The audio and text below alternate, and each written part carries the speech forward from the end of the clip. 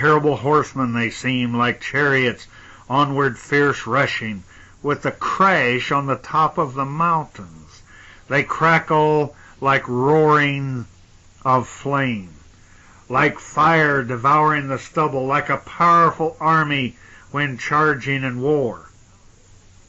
Now in this case, Job here, in my opinion, he's describing the horsemen, meaning pilots, who fly the plains, described as a chariot. How else could a chariot of his day crash on the tops of the mountains, and the cracklings like a roaring flame, like fire, be anything but jet fighters? Devouring the stubble shows that they leave nothing in their path of destruction. Joel 2:12-18 from the Farrar Fenton. But now, says Jehovah, return, and with all your hearts come near to me. With fasting and weeping and with grief tear your hearts, not only your robes, but return to Jehovah your God, for he has compassion, is kind, slow to anger, great in his mercy, and it grieves him to punish the sinful, who knows but that he will burn back and leave us a blessing behind, and of bread and of wine for our ever-living God. He goes on, the call to repentance. We will see this come to pass in our day. It tells you ahead of time. Blow the trumpet in Zion. In other words, in the government. Fix a fast and proclaim a restraint. Let the nation collect to a solemn assembly. Bring out the child at the breast with the bridegroom and the bride from her chamber. And weep at the porch and the altar. You priests who attend on the Lord, let them cry, O Lord, pity your people. Give not your estate to reproach, for the heathen do govern among them. And why should they ask in the heathen, what become of their God?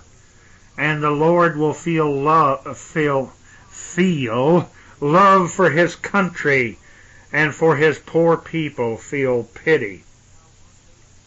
Now, one root meaning of the word translated torches is to shine. Nahum 2. In this same connection, it is equally important to analyze the word preparation as it's used by the prophet Nahum in the Hebrew word KNWN and is pronounced kun, Koon. Its meaning is to be erect, stand up, pay attention. Furthermore, in another verse, it has the meaning to establish, to fix as well as prepare. Thus it would appear, it's indicating a tremendous upheaval at a time of transition beginning to manifest itself. We find Jeremiah's secretary, he wrote the book called The Apocalypse of Baruch. Most Christians have never heard of it.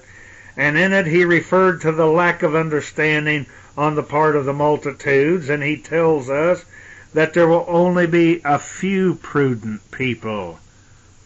Hopefully you will be one. Baruch 48:33 and 36.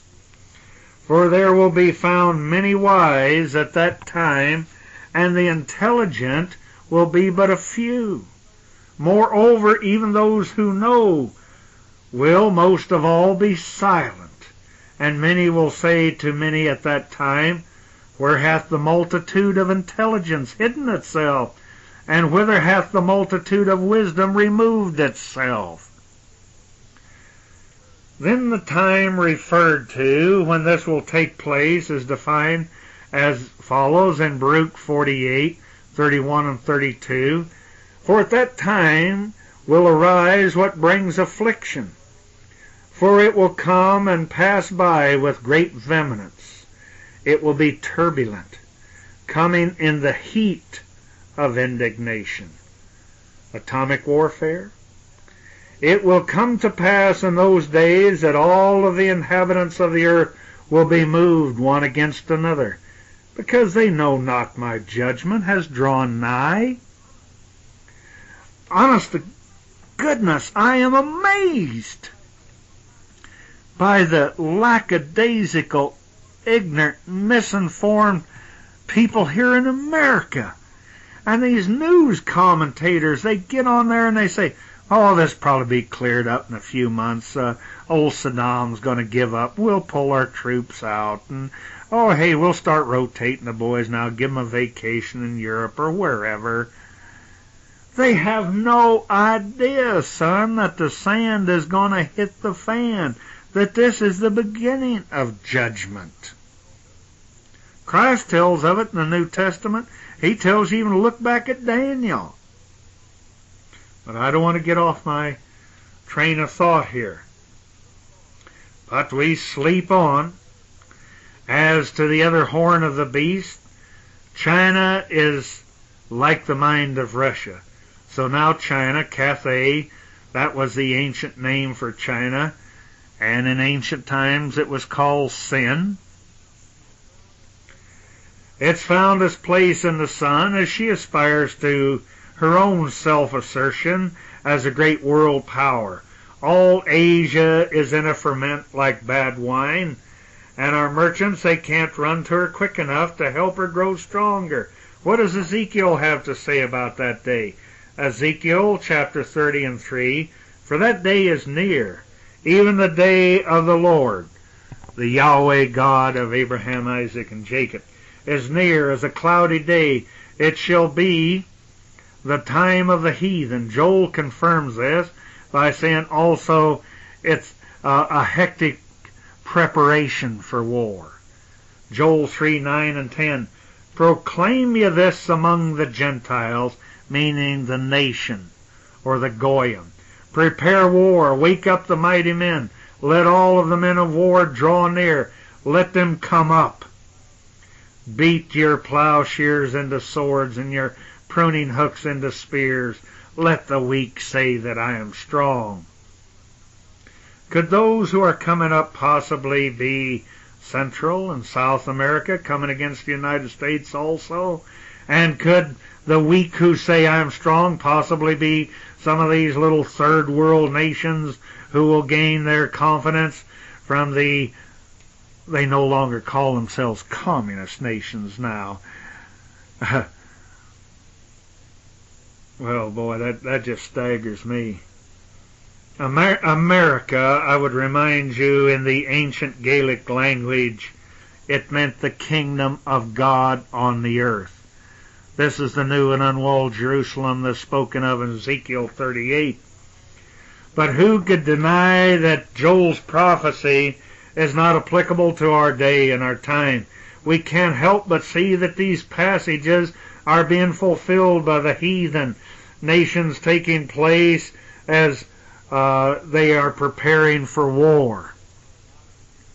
For a lot of you who do have some knowledge of Scripture, the book of Joel, it's a great book. It's a very prophetical book. It's a warning to nations that has not been heeded. Joel 3:11 and 12. Assemble yourselves and come, all of you heathen, and gather yourselves together round about. Let the heathen be awakened.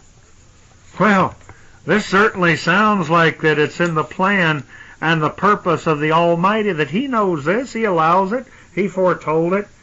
Now, not all of this is just a prelude to judgment. Make quite clear here, or let me make it quite clear, as Job continues in the 13th verse of the 3rd chapter. Put ye in the sickle, for the harvest is ripe. Come, get ye down. Now, my friends, get ye down. There's a great coincidence here about sickle and get ye down. Russia is located over the top of the globe, and they're coming down on some nations. And it goes on, let me read it in this context. Put ye in the sickle, for the harvest is ripe. Come, get ye down, for the press is full, and the fat overflows, for their wickedness is great. Now, there are two possible explanations here. Number one, sickle, it represents 6 stars and a constellation, Leo. Leo the lion represents Christ, the Lion of Judah. Joel refers to the return of Christ to judge at the harvest time. Number 2, get ye down, Russia. It would have to come down over the top of the poles to attack, come across the Bering Straits, come into Alaska, follow down Trees and Highway, right through Canada and into the States. Now Baruch, he goes on to further emphasize the time of judgment, and he tells us what it will entail. But most Christians don't even know about Baruch and being the secretary of Jeremiah, and they've ignored his book. They've left it out. And it will come to pass at the self-same time that a change of times will manifestly appear to every man. It goes without saying that such a change of time is now definitely apparent, which exists around us today. Then Baruch, he makes an assertion that this corroborates the fact that it will be the harvest time of the age, where it says the judge will come and will not tarry. We find in the book of Revelation, John makes it quite clear that the judge is in his magnificent depiction here, we might say, of the return of Jesus Christ and triumphant glory. As we jump way ahead to Revelation's 19th chapter, 11 to 16, he states at the outset, Revelation 9:11, "And I saw heaven open, and behold, a white horse, great white or silver ship. And he that sat upon him was called Faithful and True, and in righteousness." My friends, that means the law. By a law, he doth judge nations. He doth judge and make war. This will be the great culminating event that will bring this present age to a close. In the Greek, it's translated to English, it says the end of the world, but the Greek word is cosmos, or world order, to be replaced by Christ's kingdom or government.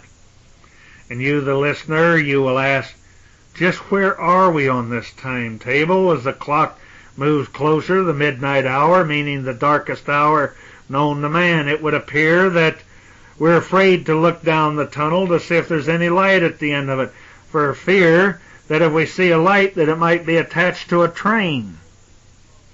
Remember, Christians, our world is not coming to an end. It's only beginning. The answer to millions of prayers, "Thy kingdom come, thy will be done, on earth as it is in heaven," or in outer space, and planets and galaxies. Remember, the Master said there are many mansions in his house. My earthly father was in the horse cavalry at Fort Riley, Kansas. Then they switched in the 40s to tanks, which they called mechanized or armored cavalry. So we have to see and understand that these prophets of old, that they had to equate to something of their age that they understood. The reason we have gone through all of this, if we fail to understand the past, we fail to understand the future. And I think throughout our research and studies that you, the listener, will start to understand. It'll become quite clear to you that all through the Scripture there seems to be cycles or circles, and it seems that history is constantly repeating itself. I remember one time I went over to my eldest daughter's house, and she had 3 or 4 of her little children lined up on the couch, and her sister's 2 children. And they were going through the Old Testament. If I remember correctly, they were going through the books of Kings. And even these small children, all under the age of 9, they were listening to her mother as she read the Scriptures and discussing it. And they were sitting there rather despondent, and 2 or 3 of them had their heads in their hands. And finally the eldest of them spoke up and said, "Mother, we really don't want to hear any more." She said, "Why not?" She says, because this king is just going to go ahead and do what the other kings did. What you've been reading to us is just a whole bunch of kings that seem to make the same mistake over and over again. So when we see that little children understand how the rulers or would-be rulers of this world are constantly putting the lives of the masses into jeopardy and creating endless wars where nobody really wins, you would think that the adults could gain something by it. Now I think that the age that we're living in is probably the most exciting age. I remember in particular one radio minister years ago in California, one of his favorite scriptures was, "Pray always that you may be worthy to escape the things which are coming upon the earth," which sounds very much like Jeremiah, who was able to see to the end of the age, and he said, "Oh God," he said, "hide me in the grave during the period of thy indignation."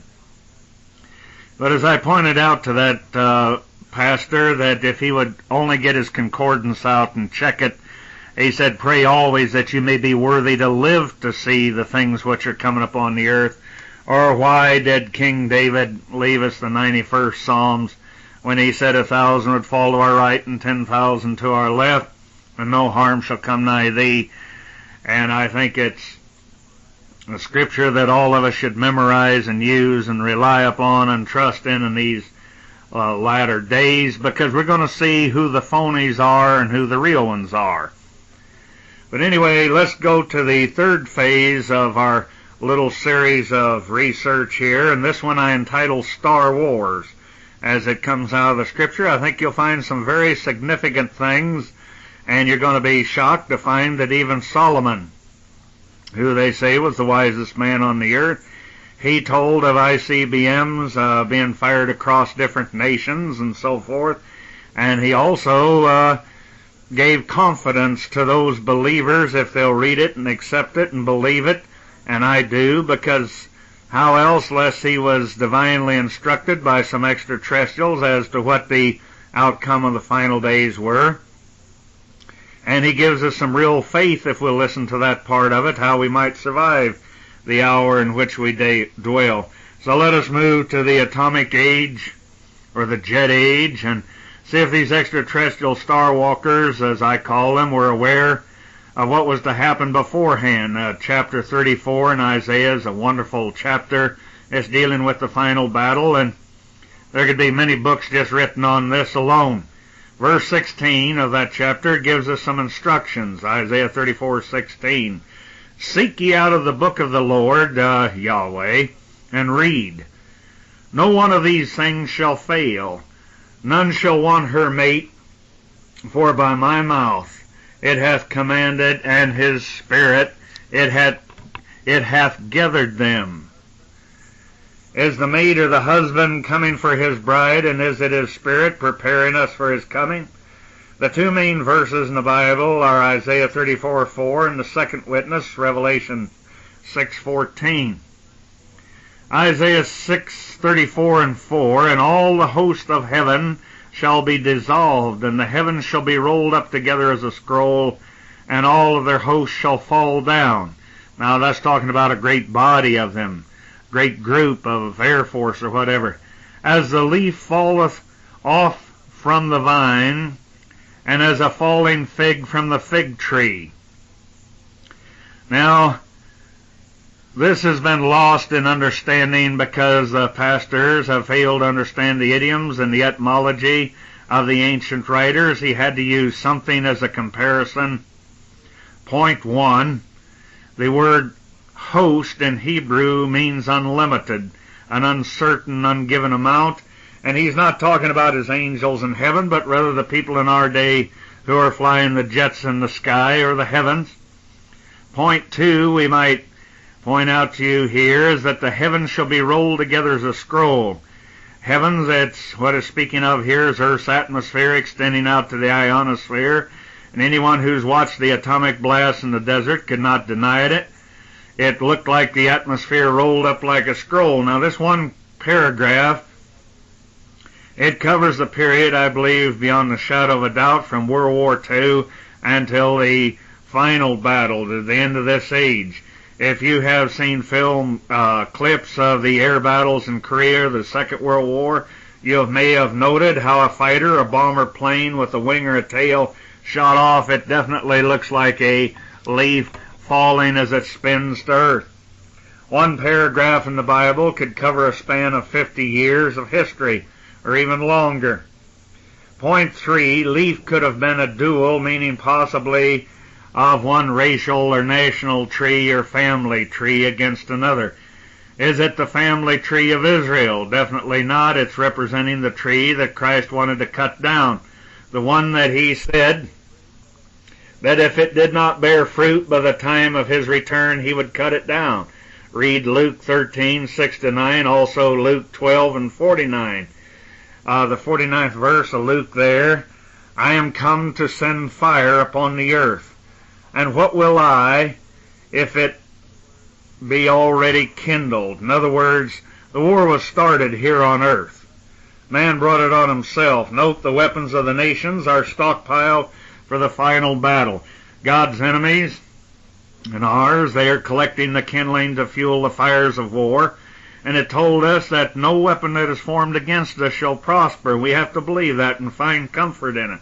Matthew 5, Mark 4, and Luke 8, we're told that those who have light, the light is representing knowledge, we're not to hide it under a bushel. Jeremiah 24 needs to be studied because Christ referred to it in parable form more than once.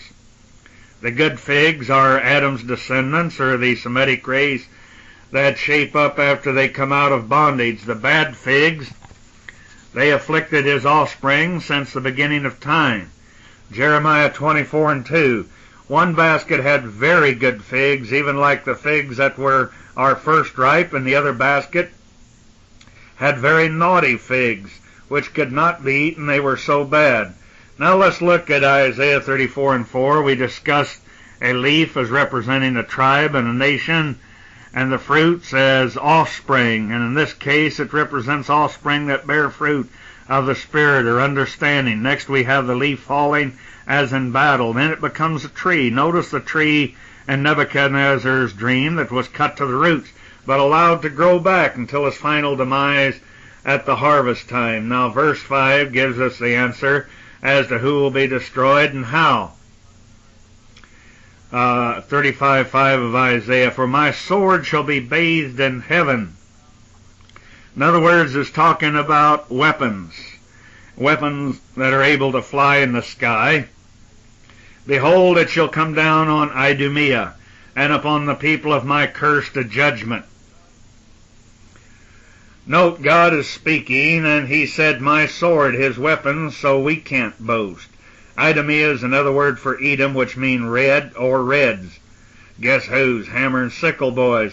Sickle is a constellation also of 6 stars that represent Leo. Webster's 7th New Collegiate Dictionary, Christ is the Lion of Judah, and he's the one who will thrust in the sickle for the harvest. Isaiah 63:1-6 in the King James, who is this that cometh from Edom with dyed garments from Bozrah? This that is glorious in his apparel, traveling in the greatness of his strength. And I that speak righteousness, mighty to save, Christ and Michael's great army. Therefore art thou red in thy apparel, and thy garments like him that treadeth in the wine fat. I have trodden the winepress alone, and of the people there was none with me, for I tread them in my anger, and trample them in my fury, and their blood shall be sprinkled upon my garments, and I will stain all of my raiment. For the day of vengeance is in my heart, and the year of my redeemed is come. So it sounds like the Almighty's coming to redeem his Israel sheep, his descendants of Adam. And I looked, and there was none to help, and I wondered that there was none to uphold. Therefore my own arm brought salvation unto me, and my fury, and it upheld me. And I will tread down the people in my anger, and I will make them drunk in my fury, and I will bring down their strength to the earth. Now I think that Later on we'll find it's very interesting that when the ancient Greeks and those of antiquity, they talked about the great god of war, and they talked about Mars was represented as the god of war, and it was called the red planet. And we find those people that vexed the children of Israel throughout history and antiquity called the children of Edom. I believe that they were descendants of a people that, as we will discover later on, that it was a war that started eons and ages, millenniums ago, in the great war that was in the heavens or in outer space that Revelation's told about. And this didn't just start here on earth, but it's a continuous war that we will find that Genesis 3 and 15 speaks of, where the Almighty tells that he was going to put enmity between the seed of the woman, which is representative of Eve and her descendants. And then we talk about the seed of the serpent, those who came in the great ships that were to war against God's people. Now the proof as to when this will take place, we understand the bombs and the artillery shells of the First World War, they caused great damage, but nothing like an A-bomb. Let's go back to Joel 2 and 30. And I will show wonders in the heaven or the sky and the earth and blood and fire. I believe this is referring to atomic fire and heat. And then it continues to say, and pillars of smoke. Verse 31, it states that this is to happen before his return. The pillar of smoke, in Hebrew, the word is timroth. Literally, it's a palm tree of smoke. A tall, slender column that will rise to a great spreading mushroom head, from which the heavier dervish begins to fall out, or like the dropping of branches of a great palm tree. Now, never before in recorded history has this phenomenon occurred on this planet that we're aware of. Only during our lives, in the last 4 decades, have we become aware of this, that this identification has been brought to our consciousness. So, where is the time slot where the A-bomb was used? We're just speaking of a bomb. A-bomb, not the H-bomb. Revelation 16, 18, 8 to 9 from the Farrar Fenton Bible. It says, then the fourth emptied his vial upon the sun. It was given to it to scorch mankind by fire, and men were scorched by a great heat, and they reviled the name of that God who controls these plagues, but they changed not their mind to give him glory. Now to break down this so-called great enigma here, this puzzle to modern English, is a phraseology, let's say, that we can understand. Number one, the fourth indicates the predestined time when in which John was or saw this was to occur. Farrar Fenton, he omits the word angel, meaning messenger, or the one who was to deliver what he had to refer to as a vial. And we're quite aware of vials today. We've seen pictures of the Iraqis and their great missiles that are loaded with vials of germ warfare. But because John had no word in his vocabulary for a bomb or rocket, so he describes it as a vial. Point number 3 would be, he said that it was emptied as emptied out of what I believe to be bomb bay doors. Where and what was it dropped on? He tells us the sun. Now my point 5 would be, now what was the sun in this case? The sun as possibly the rising sun of Japan? The sun is still the emblem of Japan. Now Yah means God, and Pan, as we've learned in Greek mythology, was speaking of half goat and half man, so we have goat God. This is no racial dispersion whatsoever upon the brilliant Japanese people. For I believe that unfortunately those people, they were led by the great warlords who were misled to believe that they were descendants of the great gods from heaven, and it was their divine destiny to conquer the whole world. They believe that they were to rule it. And there's a lot of them that are fanatics that still do. Now Christ said he put his sheep on the right and the goats on the left. Christ called his flock sheep. So did the goat nations represent Asia? Let's see. The vial was given to scorch mankind by fire. Here he refers to the bomb he calls vial because he couldn't understand it. And he identifies it as having the power to scorch men, as only radiation fallout can do. Then he said, blow up, not burn. But he didn't say blow up, I mean to say, but burn and scorch. This is the clue. And we've seen these horrible pictures of what happened at Nagasaki and Hiroshima. And my friends, bear with me, I think this gives a great description. He again emphasized it further by describing it, and men were scorched by a great heat.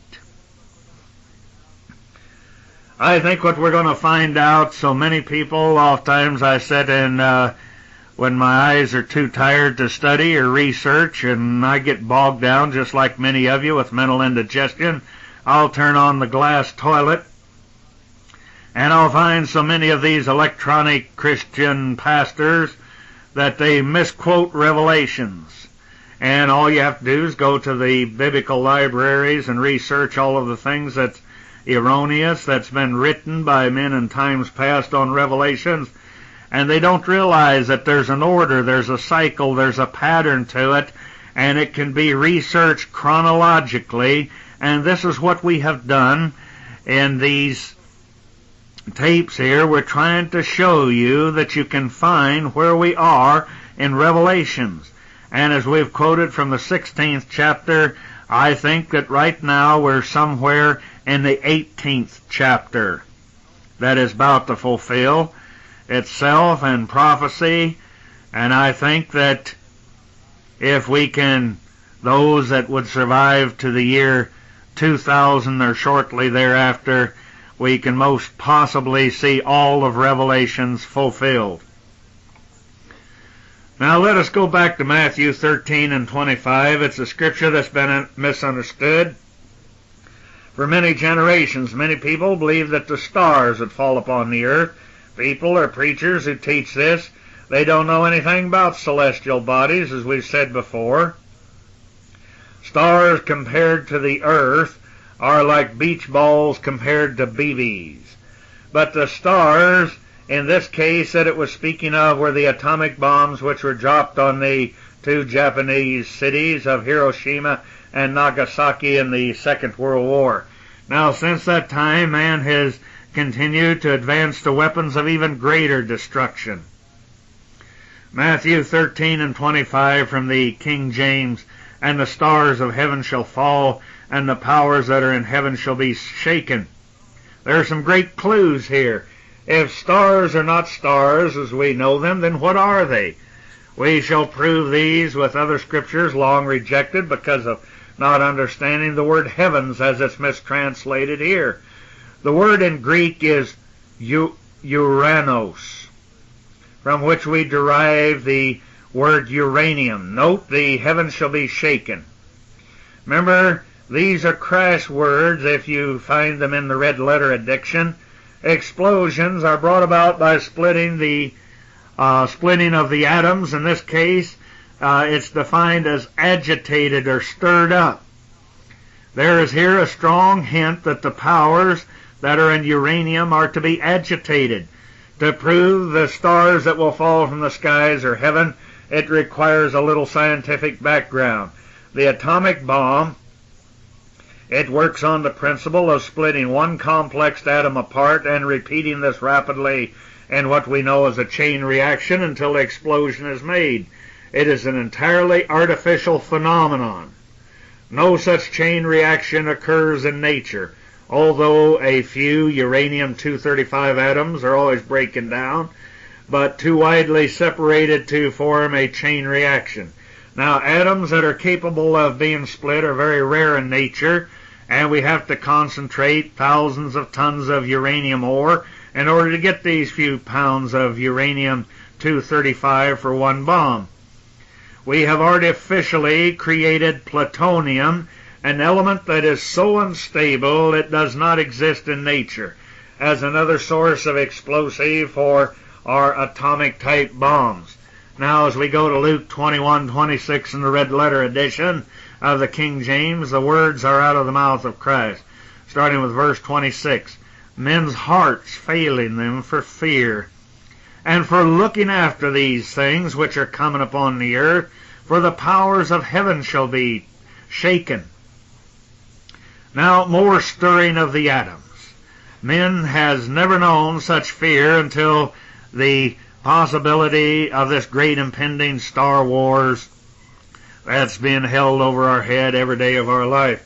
Now, the next step towards the countdown, we have to briefly outline the hydrogen bomb to see further prophecy to be fulfilled. The hydrogen bomb works on exactly the opposite principle. 4 atoms of hydrogen combined together to produce 1 atom of helium. As the process giving off the most fantastic amount of heat, hydrogen is perhaps the most common element in the universe. It constitutes the great gaseous clouds of interstellar space. It's one of the building blocks from which other elements are made. All scientists agree that the heat of the stars excuse me, it's not derived from burning anything, or they would have burned out totally millions of years ago. They do not get their heat from splitting atoms as the atom bomb does. For again, the relatively small amount of such materials would have been all consumed eons or millions of ages ago. Now, practically all of our scientists agree that the heat of the stars is produced by exactly the same reaction as we use to produce a hydrogen bomb explosion, combining hydrogen atoms to make helium. In other words, the hydrogen bomb is nothing more, my dear friends, than a miniature star. With this in mind, let us read from 2nd Esdras, 15th chapter, verses 40 to 42. Now, those of you that are not familiar with 2nd Esdras, you find it in the 14 books that have been left out of the center of your Bible. You find it in some of the Douay versions and some of the new translations that are appearing on our shelves once again. But let me continue now with 2nd Esdras 15:40 to 42. The great and mighty clouds shall be lifted up, full of wrath, and the star, that they may make all of the earth afraid, and them that dwell therein. And they shall pour out over every great and eminent place an horrible star, fire and hail, and flying swords. Flying swords. And they shall break down the cities and the walls and the mountains and the hills and the trees of the wood and the grass of the meadows and their corn. So, end of quote. Over all of the great and eminent places, someone, they shall pour out a horrible star. Any star that someone can pour out is certainly an artificial one. Where does this happen? In Asia, says Esdras. And thou, Asia, thou art partaker of the hope of Babylon. And art thou the glory of her person? Woe unto them. Now, as we see things unfolding in the Middle East, we can definitely see, if we would only look, if we will only pay attention. Now we have America, we have Russia, and we have China, and we have the, as I have said before, the Ottoman Empire. No, it's not together right now, but my friends, it's coming together, and their alliance will be under what they call the Jihad, or the Holy War. Now, a lot of people are not paying attention, but China is sitting down at the tables here trying to negotiate this Iraq thing. And I heard one of the preachers talk about Iraq as part of the ancient Babylon, be that as it may. But China depended a great deal upon the oil that came out of Kuwait and from Iraq. We find the Iraqis work very closely with Russia. They work very closely with China. And it has been on the news, especially some of your, what they call that, CBN news that's on 24 hours a day, I believe. And the Chinese are complaining because they're hurting their factories. They're hurting their economy as they're trying to merge into this world of commerce and being able to compete with the rest of the world. Now suddenly their source of income is being hurt, their economy, very badly by this oil being cut off. And I will say that prophetically there's a day that the big part of Africa will come against the free world. You'll find that China will be involved in it, and you will find that all of these different nations in the ancient Ottoman Empire, remember there's 1 billion Muslims, and I believe that the Almighty is going to use them as a switch. Unfortunately, for people to get serious as a heart attack, the Almighty has to use drastic measures, and also I believe that the Almighty pities His ignorant sheep that are in the dark, that they don't understand world history. They don't even understand their own national history, and they don't go that far back in it.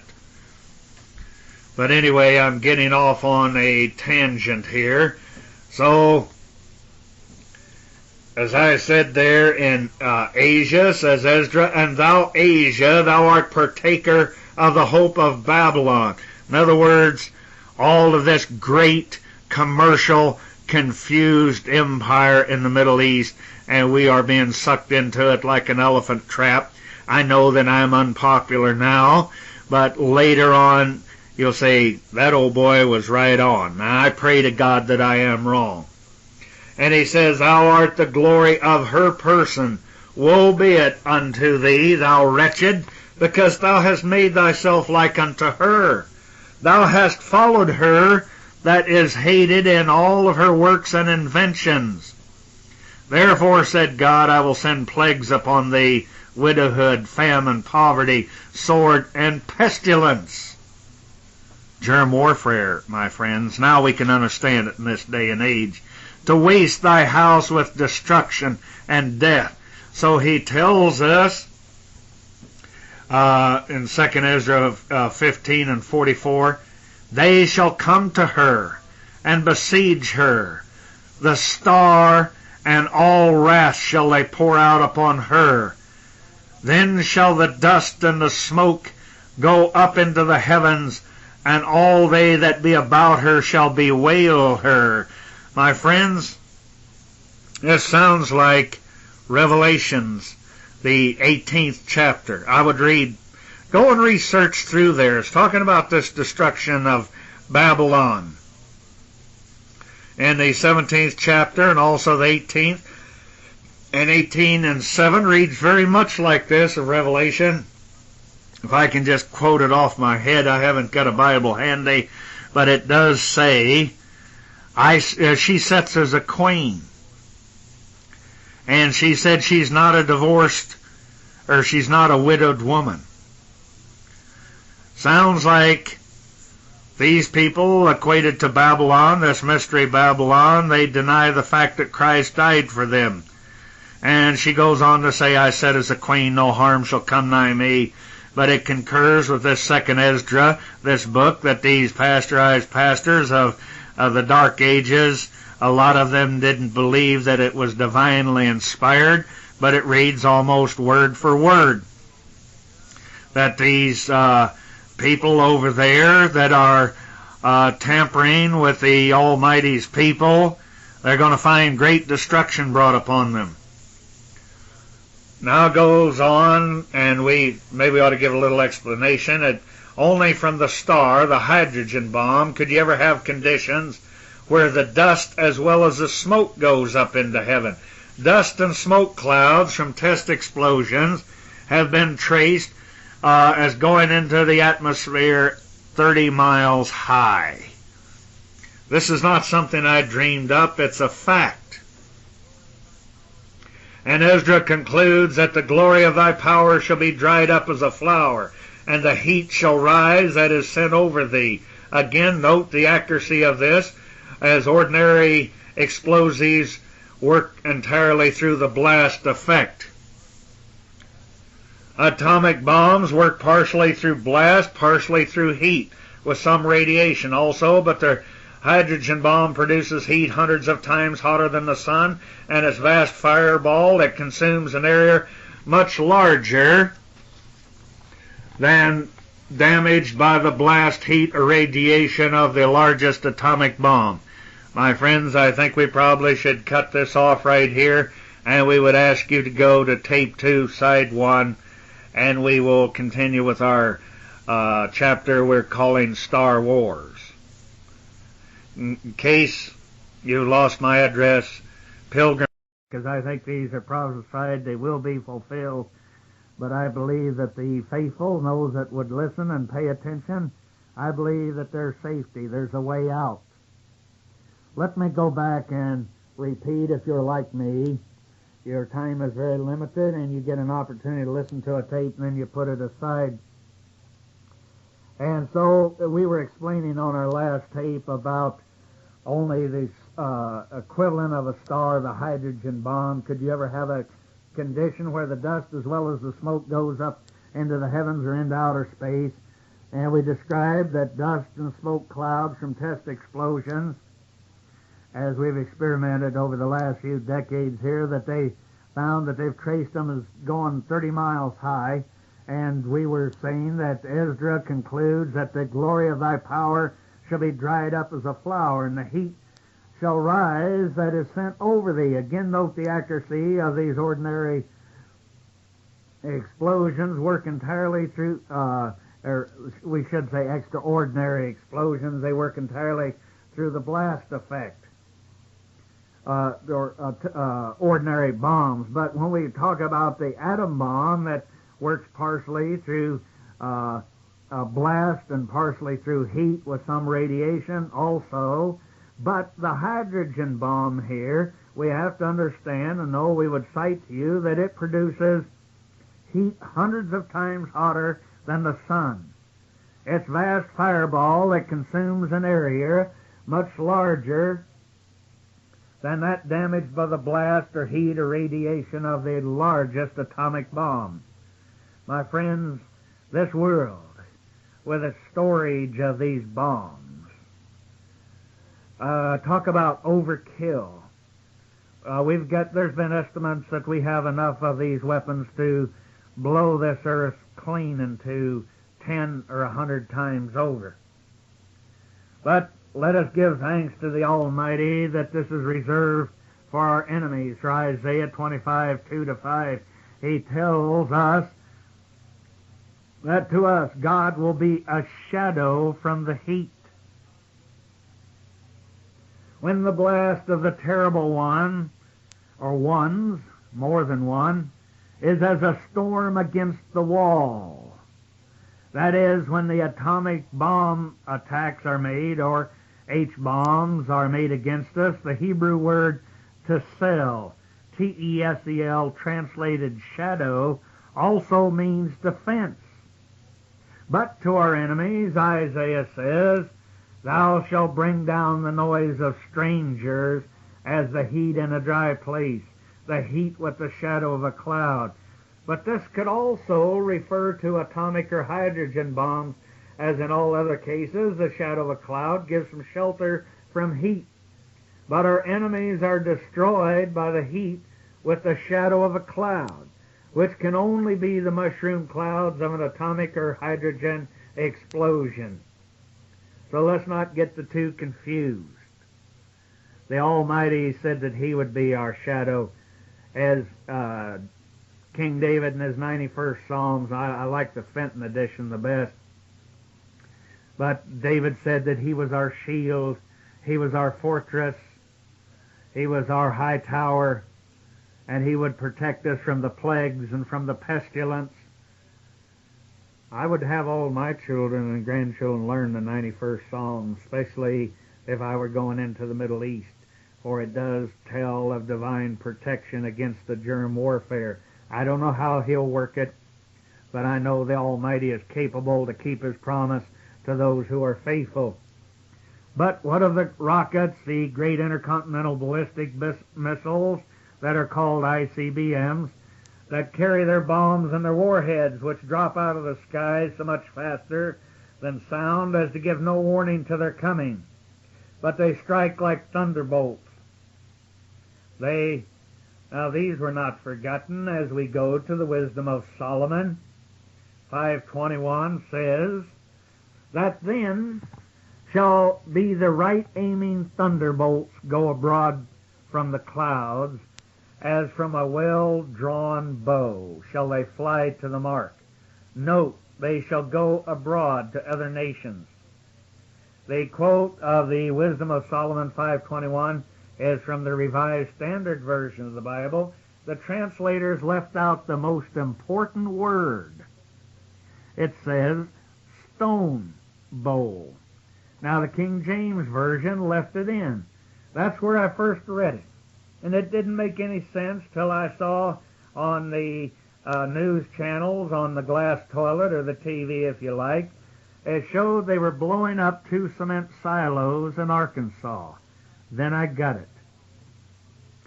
Cement to Solomon, what else could he equate it to except stone?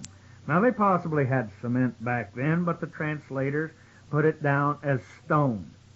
Wisdom of Solomon 5:21 from the King James. Then shall the right aiming thunderbolts go abroad, and from the clouds as from a well-drawn bow shall they fly to the mark. If this is not ICBMs, I will eat your hat.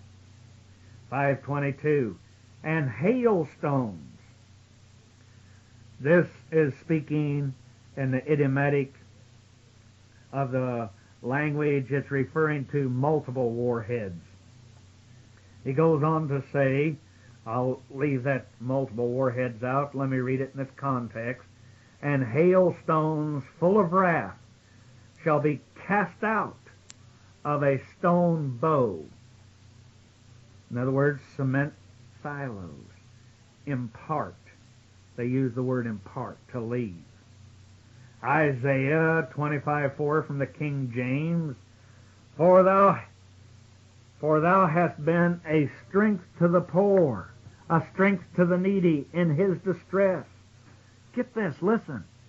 A refuge from the storm, a shadow from the heat, when the blast of the terrible ones is as a storm against the wall. This is the cloud of defensive weapons of our God, as we have explained, of extraterrestrial ships intervening. We have one chapter that I've entitled Eurocodon. That word is used only one time in Scripture, and it was used by St. Paul when he spoke of a great and mighty wind that forced their ship, if I remember right, what was it, up on the Isle of Crete. And it tells of this terrible storm and this extraterrestrial that came on board, called an angel, and spoke to him below deck as he was a prisoner, being taken back to be tried. And he said, you tell your shipmates, don't worry, nobody's going to be destroyed. The ship will be, but there will be not one man lost, not one loss of life. Well, we go back and we find another interesting thing when we study on the book of Jonah and this mysterious storm that came up and assailed the ship that he was on because he had disobeyed the Almighty and got on a ship that was going the wrong direction. And they had a storm that lasted 2 weeks. But when Jonah said, go ahead and throw me overboard, the storm suddenly abated. Isn't that just too coincidental? And again we have Christ, and the example of his disciples were in the ship, and the great railing of the sea and the storms. And Christ just commanded that it stop. So it sounds to me he wasn't talking to Mother Nature. He was not using any sort of magic or voodoo. But it was something very scientific. He was programmed. Now you might say mental telepathy, whatever you call it. His extraterrestrials were standing by in their ships. They created this great storm. It always seems there's a great wind. But if all you do is get your concordance out and you do a little research, because the Almighty said, I control the winds. He has extraterrestrials that can do that. And brother, when they send the blast over at you and they're trying to get it to blow in your direction, I guess that he can be the shadow, something I would call a shadow, something that comes over. That, like when he parted the great Red Sea for the children to cross, there was something pretty big and pretty scientific, and it tells about how when his great mount ship moved. And these people are kidding themselves. There is no power that can stand against the Almighty and his great extraterrestrial fleet. Let us return to the Wisdom of Solomon 9:7 of the King James Apocrypha, which is left out of most of your modern Bibles. As namely a cloud shadowing the camp, and where water stood before, dry land appeared, and out of the Red Sea a way without impediment, and out of the violent stream a green field. Verse 8. Wherethrough all of the people went that were defended with thy hand, seeing thy marvelous, strange wonders. Now these people could not comprehend the science and what did it. Here we're reminded how the Almighty interceded on the behalf of his offspring. And we should know that in our darkest hour that he will again perform these strange wonders. 2 Ezra 15:13 of the Apocrypha, they that till the ground shall mourn, for their seed shall fall through the blasting and the hailstones, and with a fearful constellation. There's the clue. Clues are the hail is symbolic as falling from the sky or the atmosphere, and the constellation is several stars. In this case, the multiple atomic warheads, or ICBMs.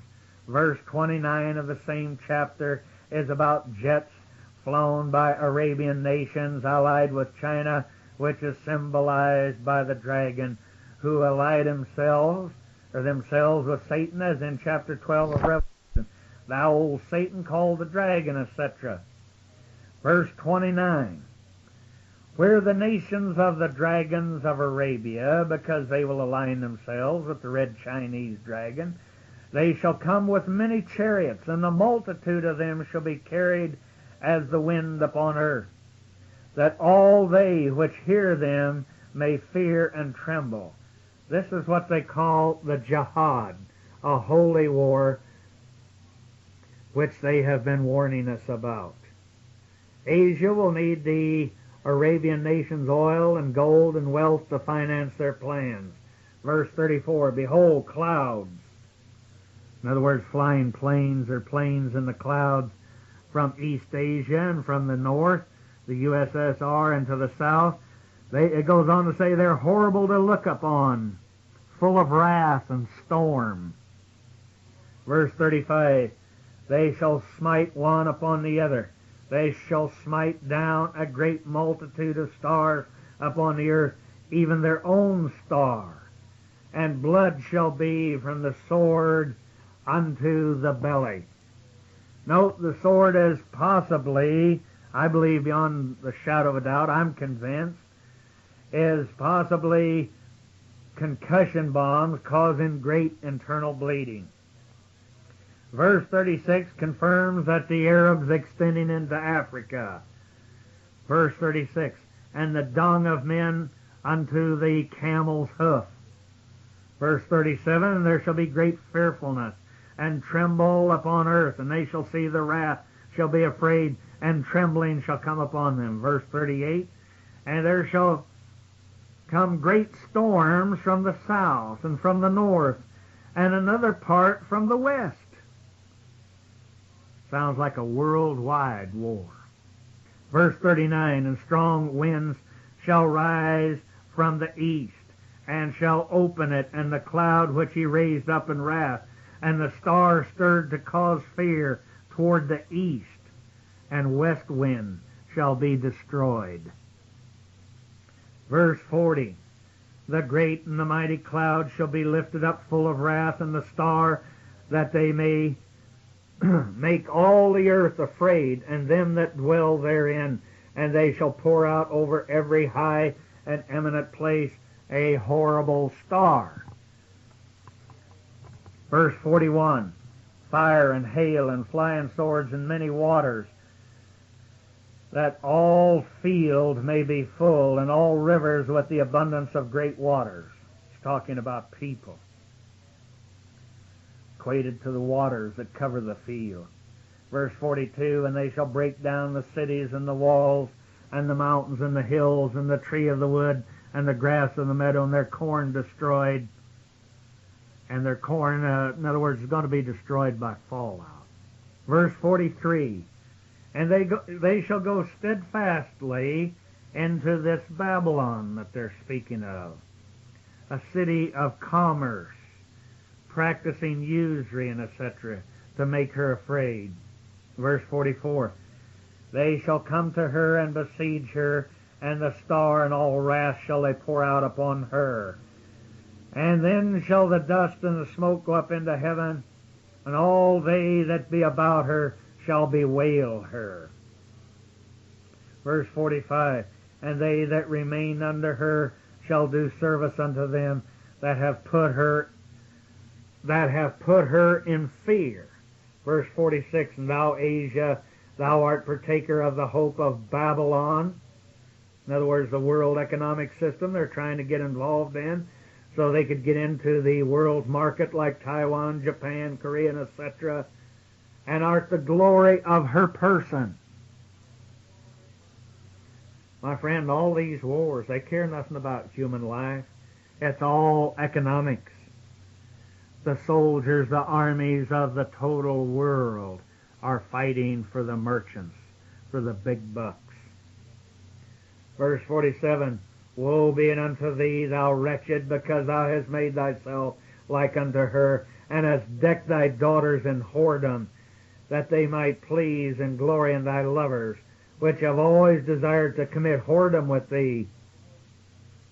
Now are they speaking about these Asian nations that we've just mentioned here that are putting American workers out of business? They're ruining our labor market, shutting down our steel mills and factories, and where even our farmers, they can't compete against the flood of cattle and produce and grains that are brought in here from all of these other third world nations, because it would seem that our Congress and our President and our politicians, they seem to think that we have an endless supply of money that we can go on and we can support and defend the whole world. Well, common sense tells us this is madness in the nth degree. This is not possible. And when we have the flood of these exports from all of these, well, just the Asian nations alone, and we all run down to the old shopping mall and we buy all these pretty plastic gewgaws and baubles. Well, my friend, if the American factory worker and producer, if he's put out of work and has no income, he can't buy all these plastic Mattel toys from these other nations. Anyway, the flying sword in verse 41 is easy to understand in light of today's weapons. For another point of interest, we might remember that Ezra spoke of flying swords. One of our Air Force's best fighters of a few years back, they've since been replaced with these F-15s and all of these supersonic planes that, well, we do produce the best in the world. But you remember some of the older jet fighters One was the Sabra. It was one of our Navy's best jet fighters, was also called the Cutlass. Now, the Great War, which will end this age, we will see the use of all these weapons. No earlier war could have fulfilled these prophecies, so no earlier war did end the age. From the next really great war, either Christendom or communism, either civilization or savagery must perish. Peaceful coexistence is totally impossible. The things which will happen during that war are another story, but the weapons which the Almighty told us will be used are the clue which we can tell that this next great war in the very near future is the one marking the end of the age, or as it says in the Greek, the end of the cosmos of this world order. Matthew 24 and 22, except these days be shortened, there shall be no flesh saved. But for the elect's sake, these days shall be shortened. Just think, are they talking about you? You that are hanging in there like a hair in a cheeseburger, that's serious as a heart attack about your God, your Bible, your faith, your religion? My friend, this is the time to trim your wick, polish your lamp, and fill it with the oil, this wisdom, the knowledge, understanding. I don't solicit for money. Only thing I solicit for is the price of my tapes. Sure, if I had more money, there's a lot of things that I could do. I could set up offices. I could get a lot of people to help me so we could cover more areas and get more done. But you got to go with what you got. I'm not trying to convert anybody to a denomination or a new religion. This truth is as old as the Almighty himself. It goes back because he said he's the same yesterday, today, and forever, and he doesn't change. So he tells us quite plainly, as we've quoted from Matthew, except these days be shortened, there'll be no flesh saved. So when I see all these silly asinine commentators and these representatives of our states get up there, these political pontificating bunch of yo-yos, and tell us it'll probably be over in a few months, they don't know what kind of dedicated, fanatical people that are dedicated to their belief and to their God and their religion. My friends, the Arabs take it more serious than Christendom does. Because as we have pointed out in other chapters, when they talk about Allah, and we've explained and shown how, as we researched in the ancient language, it talks about the God of fire. And we hear the Jews, they use the word Holocaust. They know and understand that it means judgment by fire. So instead of this erroneous word Armageddon, I believe we should call it the Holocaust that is coming. Well,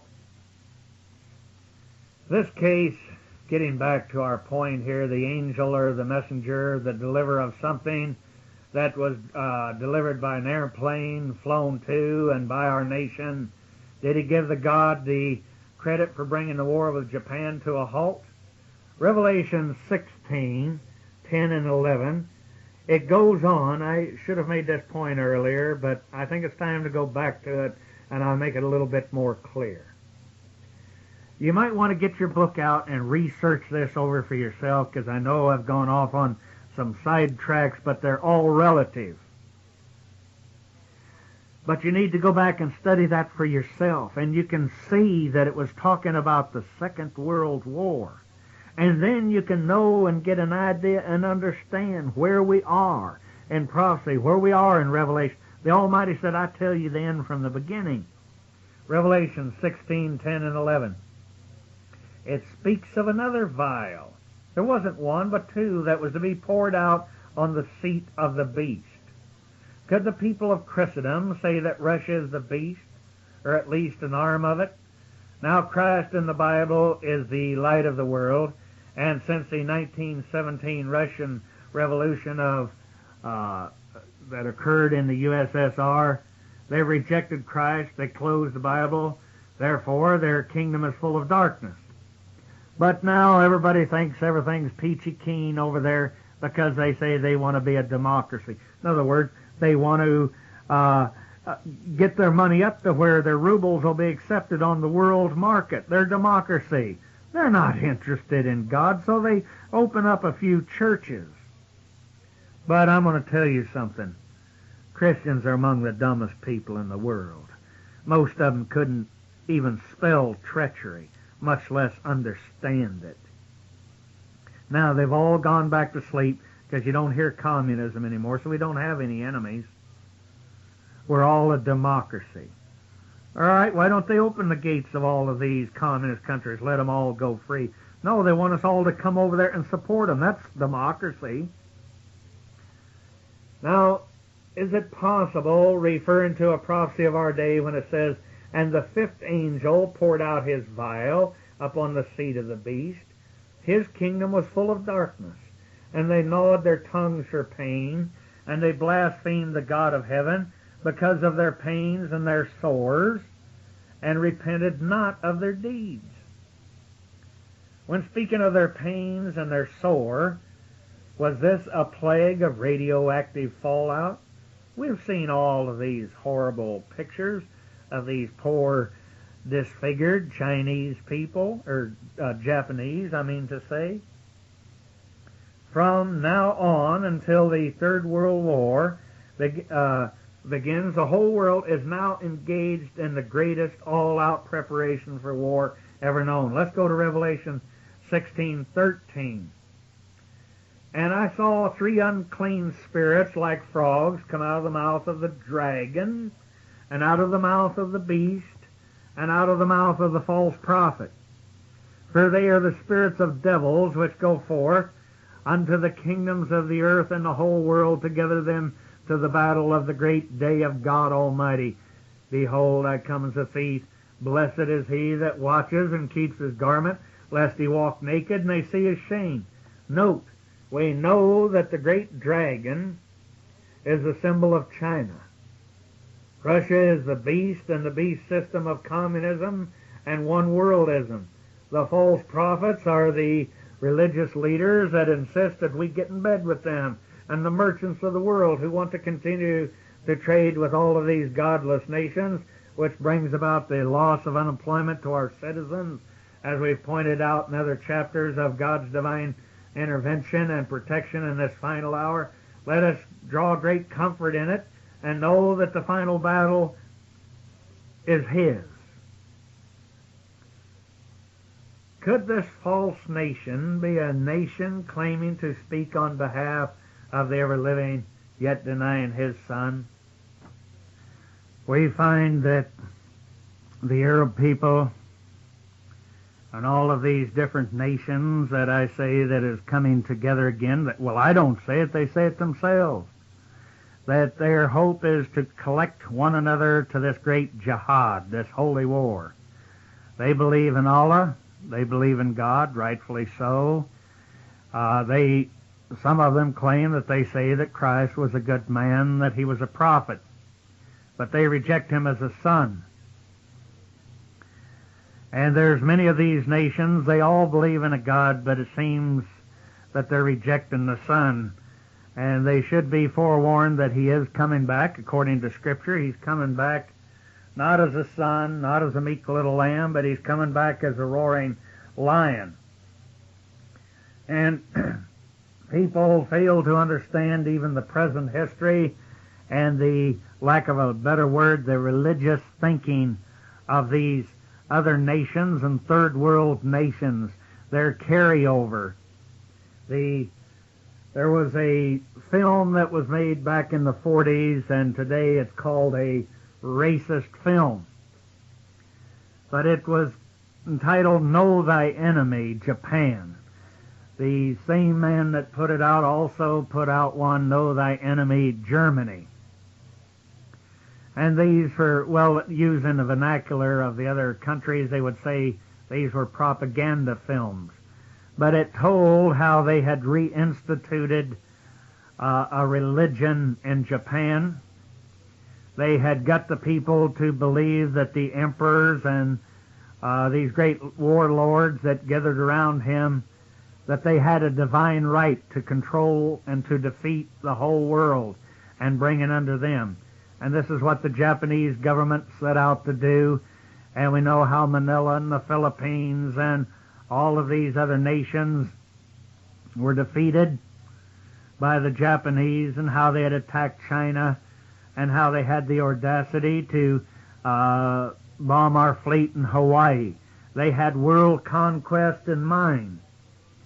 And they had the people believing in the Shinto religion and so forth, and believing that they were descendants of gods from the heavens, like Enoch when he talked about it, and also Genesis talked about when the gods came down to earth and went in unto the daughters of men. And they were described erroneously as giants, but as you look up the original Hebrew, they talk about the mighty men.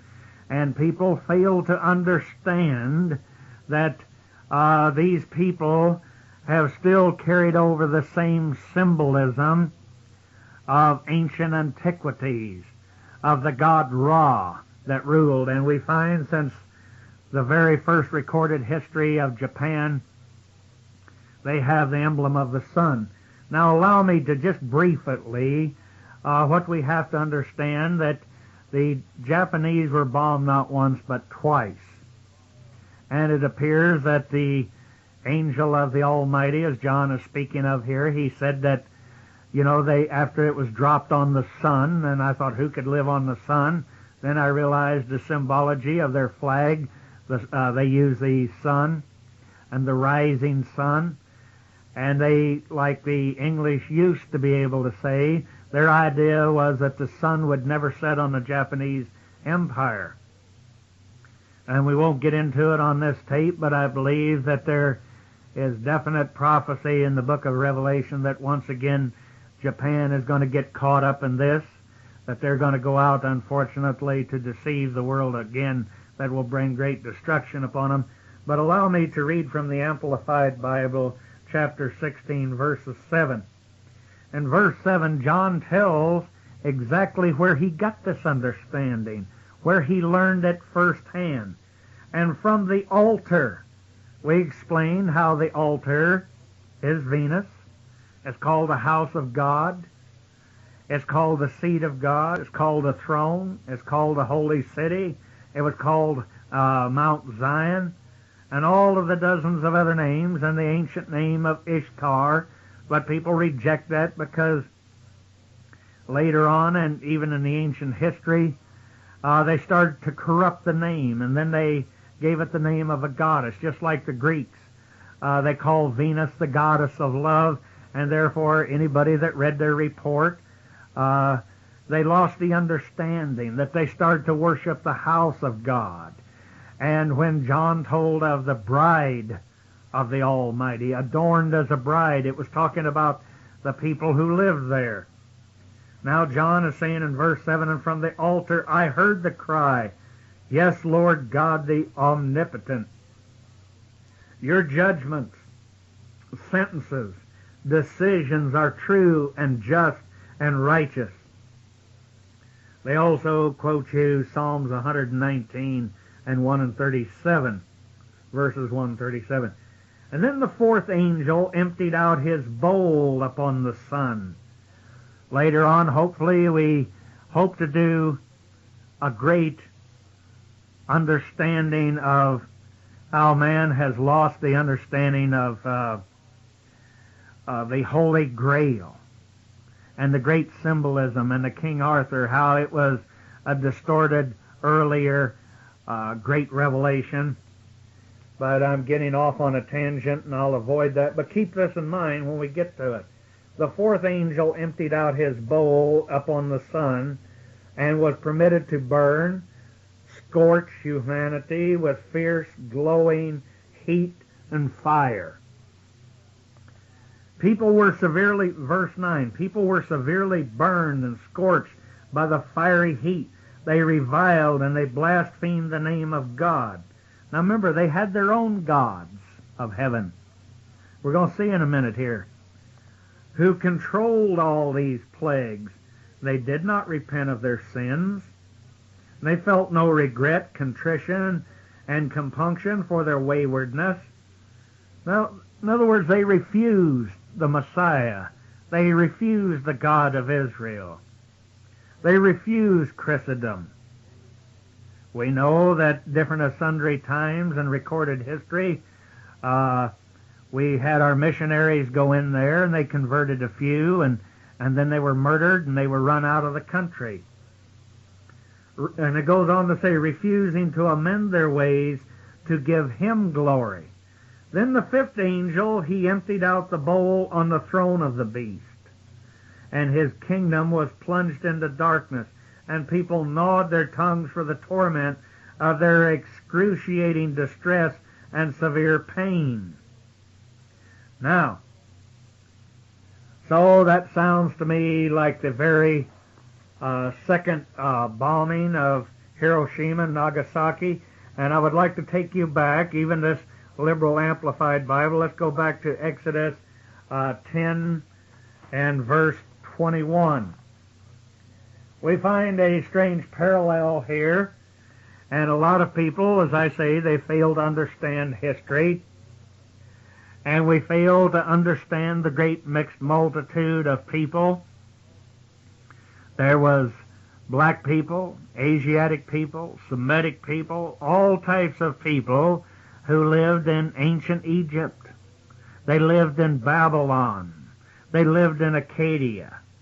But people, just like when Jonah went to Nineveh, they failed to recognize the fact that there was Asiatic people there, and there was black people there, and there was Semitic people there, but they failed to understand that this city of Nineveh, black, white, and yellow, that they all repented at the ministry of Jonah. All right, here we are, the 21st verse.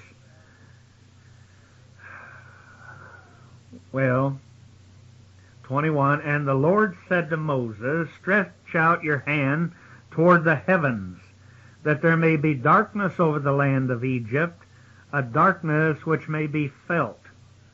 So Moses stretched out his hand towards the sky, and for 3 days a thick darkness was all over the land of Egypt, where, I'm quoting, they put this in parentheses, where Ra, the sun god, was worshipped.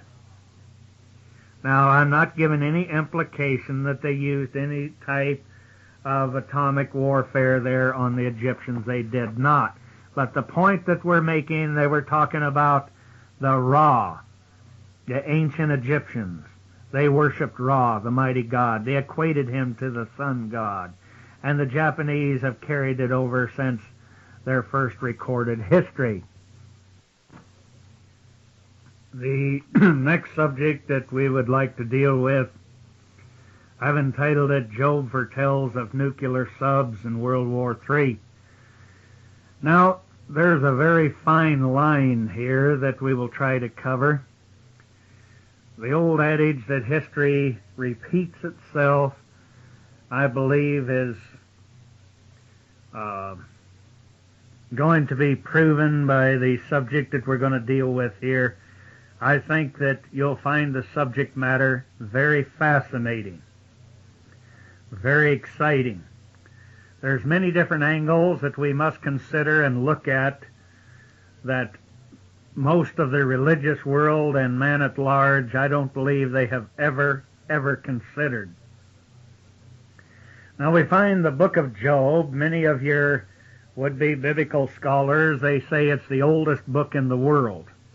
I mean, it's older than the books of Moses, or accredited to Moses, the first 5 books that we have in our Bible. And quite a few years ago, we went through the tracing of the genealogy of Job's friends, and it would appear that they were born after Moses. But later on, I was able to clear this up and to realize that when it was speaking of Job's friends, that they were 2 descendants of Cain. Or they came from, I believe, an ancient land called Canaan land. And I believe that this is where a lot of people who think this individual Cain, that he came from. Now, as we discuss in our other tape series, that Cain was kicked out of the Garden of Eden. He was kicked out of a planet that belonged to or of Eden, which itself was called a garden. Moffat translates it as a park. This takes us so far back in antiquity before the history recorded here on this planet that most scholars, they get mental indigestion. They fail to believe it. I think that your King James Version, we're going to deal with this a lot later. But I believe that there's prophecies in here, if they didn't already happen on another planet, I believe that there are proof that they will happen again. That the so-called religious world goes along with this system is referred to as the whore riding on the back of the beast. This is why we wonder about truth failing us and failing to come forth out of churchianity or the denominations. But we have to remember back then that Christ referred to those who had usurped and set upon the seat of Moses as the government of Jerusalem. And apparently they were erroneous at that time, was rejected by the Messiah.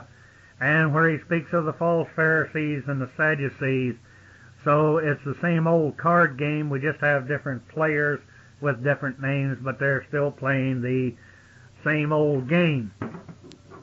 It was prophesied in the Old Testament that the Messiah would not open his mouth except in parables, the reason being, number one, that the prophetic things spoken of by the men of old have appeared to most as so far-fetched that we wouldn't have anything left of the Bible if we were to comprehend what they were saying. With a communication of future failure and breakdown, because the average working man, he doesn't seem to have the time to search out the hidden meanings behind these parable forms, and many of the teachers of church doctrine are not allowed to deviate from denominational doctrine. They don't want the waters muddied for fear of losing the working man's tithe. So unfortunately, the poor working man, he doesn't know where to begin. So this is one of the points of these tapes.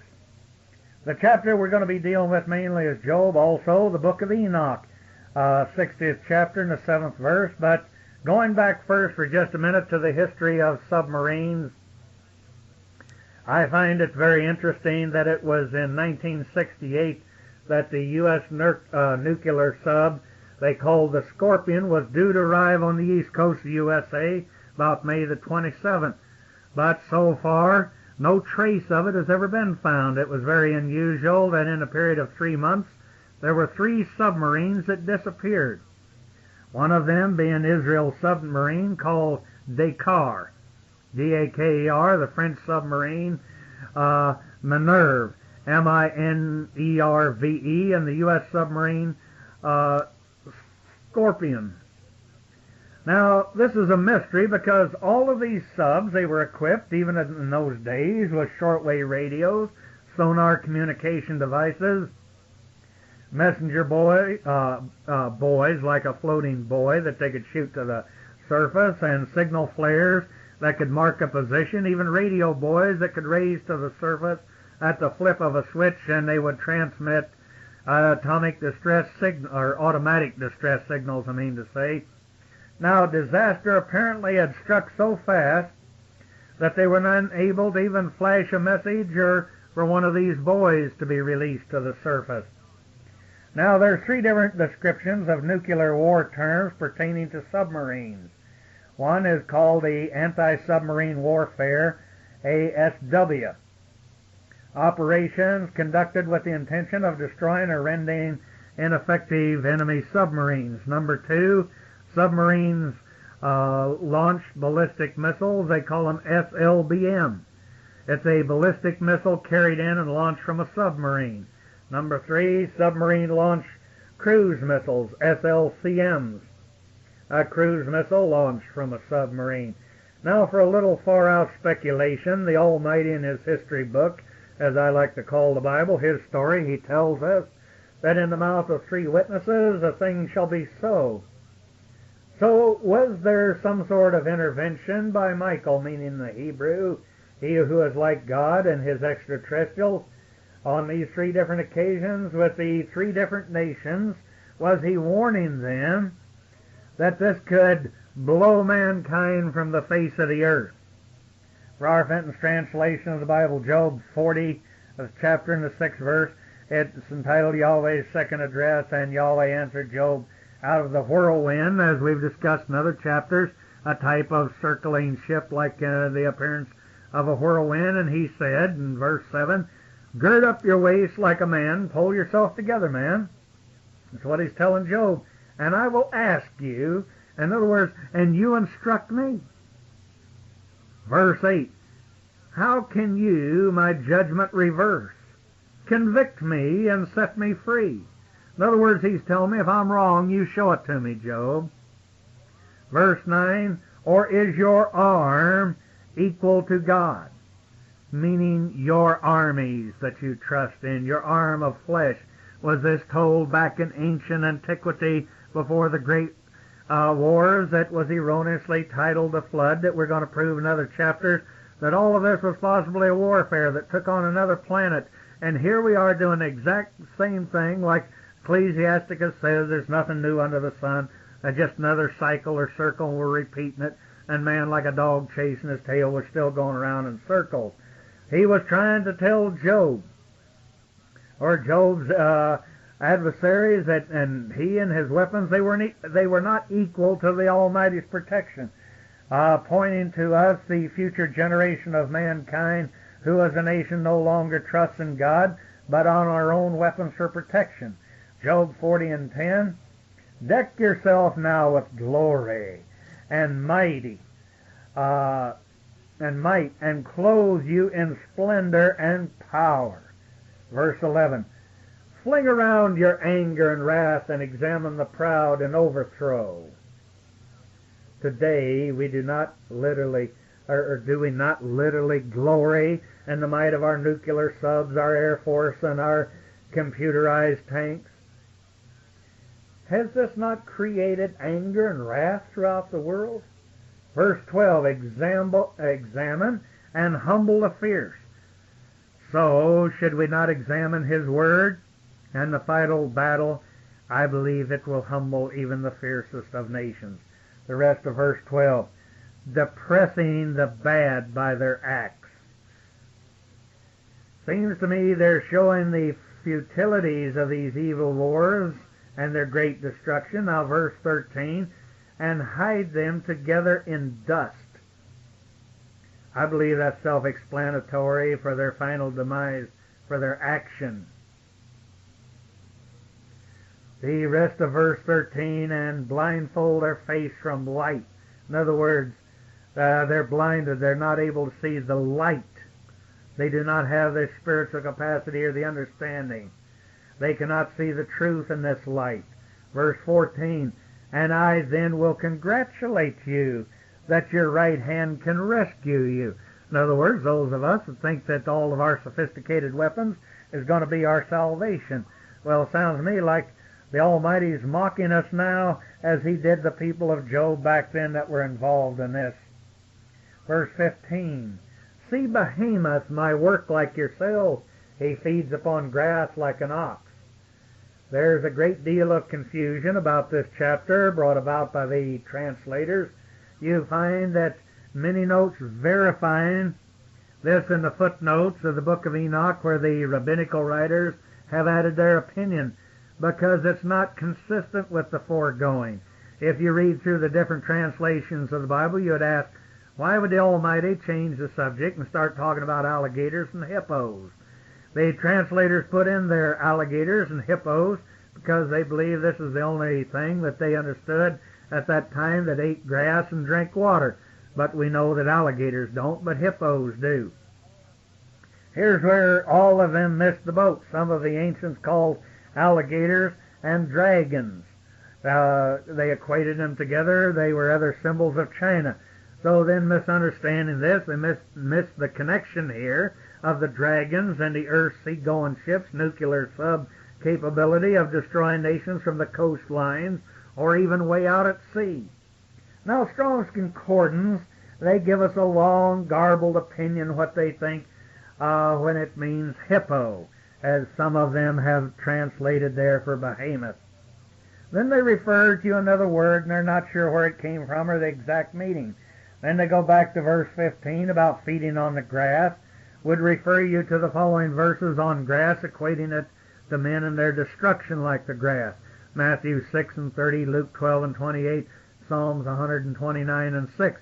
All of these scriptures, if you look them up, they're equating men to grass. O righteous Lord, let me quote from Psalms 129, 4 to 8. O righteous Lord, cut off the bonds of the bad, defeat and hurl backward all those who hate Zion. In other words, the Almighty's government. Zion here is not speaking of a geographical location, but the government of the extraterrestrial Yahweh, who said that through the Messiah, have I not taught you to pray, thy kingdom come, thy will be done on earth? In other words, his laws are going to be done on earth. A kingdom is a government. It's made up of law, and these laws are rejected as a whole by all of the governments of this world, and our religious leaders. They help by saying that we're not under the law, but we're under grace. Well, I think that we're in a hell of a shape for being under grace. You look at the world today and let some asinine preacher get up and bray in my face like a jackass in a pepper patch.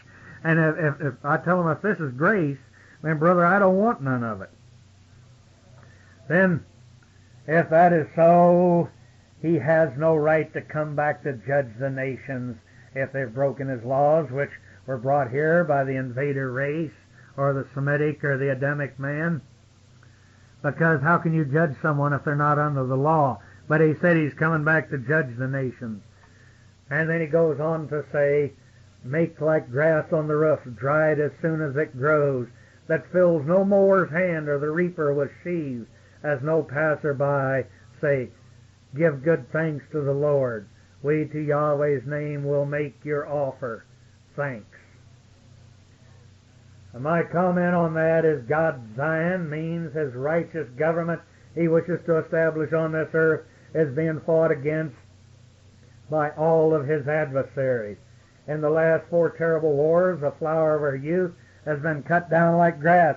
It said that the flower of France perished at the Battle of Verdun, where there were 1.5 million men died in one battle. France has never been the same since, and never shall until the Almighty returns. He goes on to say, your right hand, Lord, is strong and glorious. Right hand simply means his weapons or his air force, those who are under his command.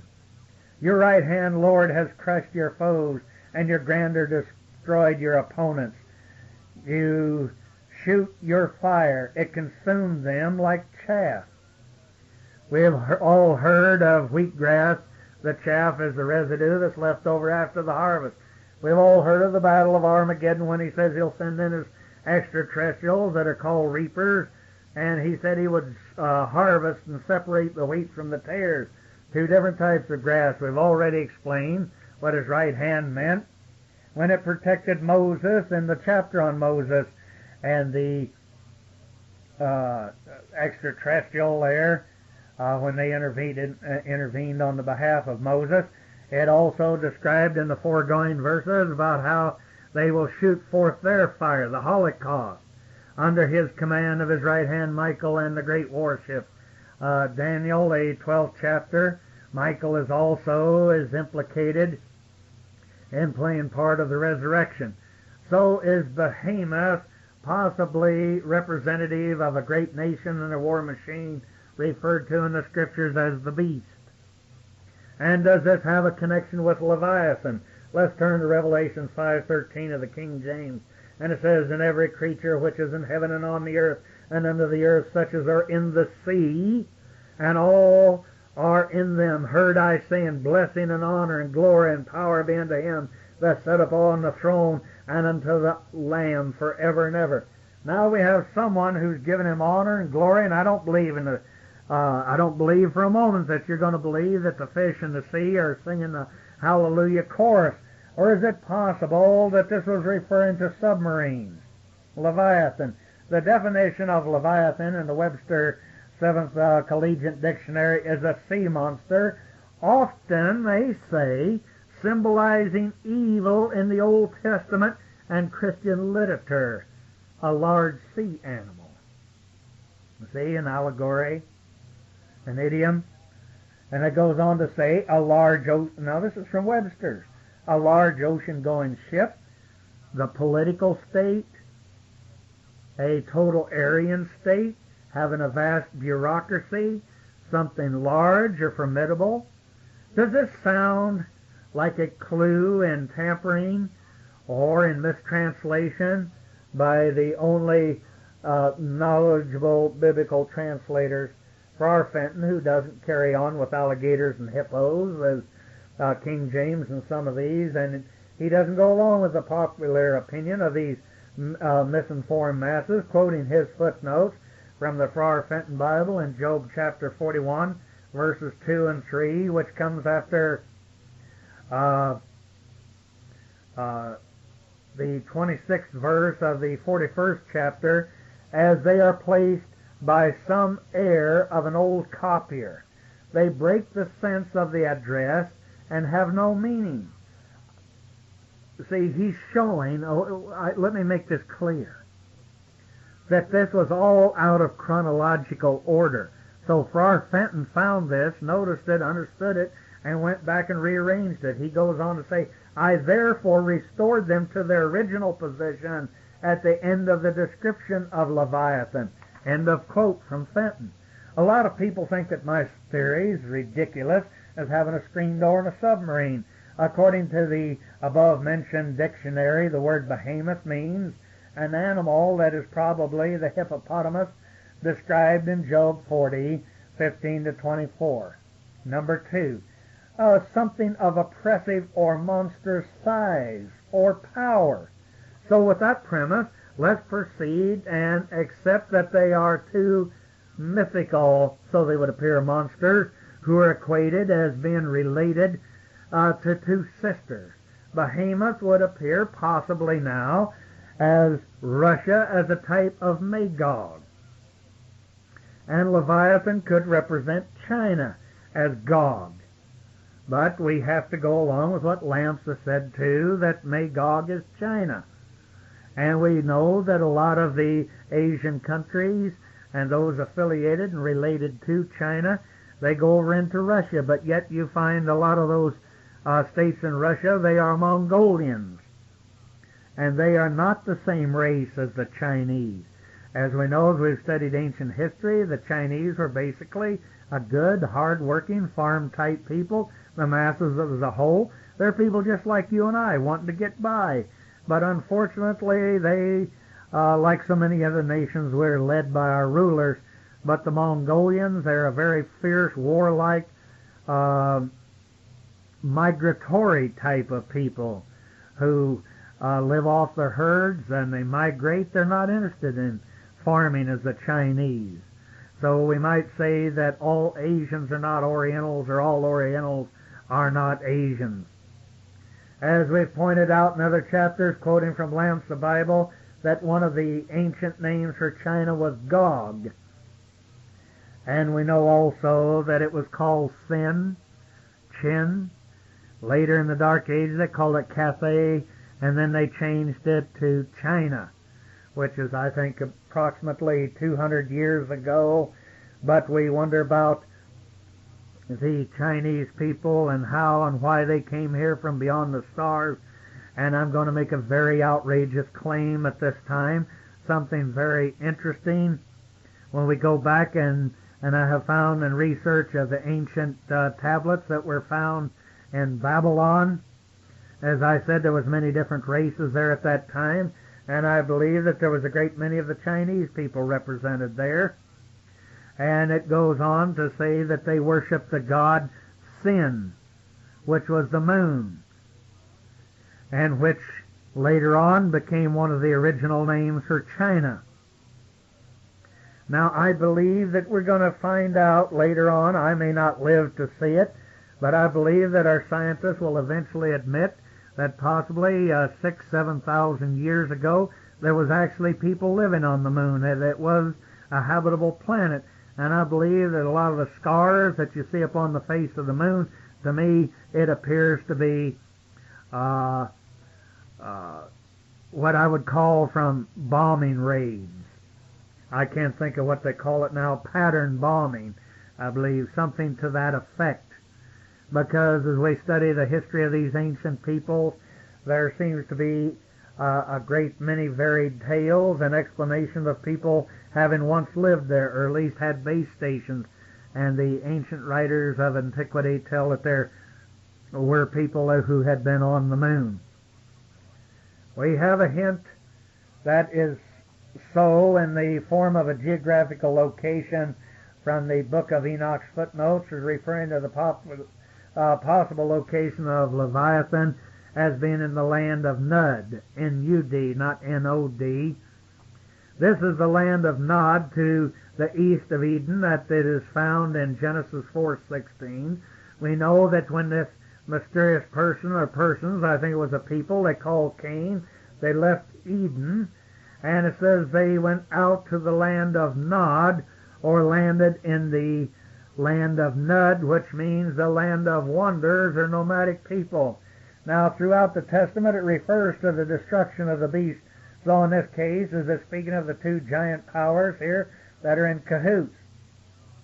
We find in the aforementioned dictionary that we were talking about, it states that the word cahoot, as I used, appears to be an old slang term, but it means to be in partnership or league with the devil, or in this case the dragon that these stupid translators put down as an allegory. They didn't even understand the language, much less the idioms of it. Also, we'd remind you of Ezekiel chapter 38. Although Gog and Magog appear to represent two different nations, they're also referred to as a singular beast. They're riding on the ideology of a type of government. And we can derive this from the fact that they're one, and one in purpose, combining their military force of men and weapons. Job 41:6 from the far Fenton, it says, "Who dares open the doors of his mouth, surrounded with terrible teeth?" I believe that the idiom here that he's referring to the opening of the great walls of China and Mongolia, part of which belongs to Russia. The terrible teeth is describing their number and their defensive weapons, pressed close with the print of a seal, it went on to say, meaning that communist ideology that they share. Job 41 verse 8, "And when everyone sticks to his mate," meaning that they stick together in their ideology and their purpose to overcome the free world and Christendom, and the wind could not go in between. Now, wind here is symbolic. It's talking about any other religious teaching, if I have to use that word religion. They didn't want to hear about this Christ and his kingdom. They didn't want to hear about his book or his people or his prophecies or his laws or his commandments. They've totally rejected that. And today the doors are still shut to it. Now they'll probably open the doors and let a token few that'll come through with some nonsensical, washed down, milk toast, pablum, sloppy agape, and allow them to come in, and they won't disturb any but maybe a few of their simple followers. And so in order to look good in the world's eyes, they may yet do that, but I think the door is getting ready to close again. Verse 9, "For everyone holds it in place." Remember when Christ said that the wind, when referring to the Spirit of God, for there are no longer any Christian missionaries in these countries, and we find that alligators and crocodiles, they were called dragons by the ancients, as in Revelations, for example, of a parable, the dragon opened his mouth and a great flood came out. In other words, a great flood of people came out of a nation. They tried to drown the woman, meaning the descendants of Eve or the Semitic people, by sheer numbers. See Revelations 12 and 13. Now, we know Asia is a much older culture from their historical records and tracing their dynasties, that they were possibly upon the earth prior to the advent of the arrival of the Semitic man, or the one addressed as Adam in Genesis. Quoting from Job 41:10, his eyelids are like the eyelids of dawn. Now, doesn't the Japanese and the Chinese flag, doesn't it, or like the Japanese flag, doesn't it look like eyelashes or the rays from the sun coming up? Now, is this referring to their racial characteristic, or is it referring to this race that is old as the dawn of time, or the rising sun symbol, which was worshipped in Egypt and Nineveh? Cain was called the sun god. Later on, the Egyptians had Ra as the sun god. Job 41:11 and 12. And it goes on to say, and flashes come out of his mouth, torpedoes, and sparkles of fire escape from his nostrils. A vapor proceeds like the flame from a furnace or straw. Is that ICBM type rockets? His breath the burning of coals. The flames proceed out of his mouth like torpedoes. Now, I've never heard of a crocodile or an alligator breathing fire. Let's go back to the chapter of Star Wars referring to 2nd Esdras and the ICBMs contained in the silos underground. So, can this be anything else other than a nuclear strike? Is this possible that they're nuclear subs causing the ocean to boil when they're diving deep and releasing their nuclear warheads? It says after this passage, it shines, meaning to light up the heavens. Job 41:25, on the dust there is nowhere his match. In other words, they really messed this up. Instead of saying the dust, they should have said the earth. This could mean on earth.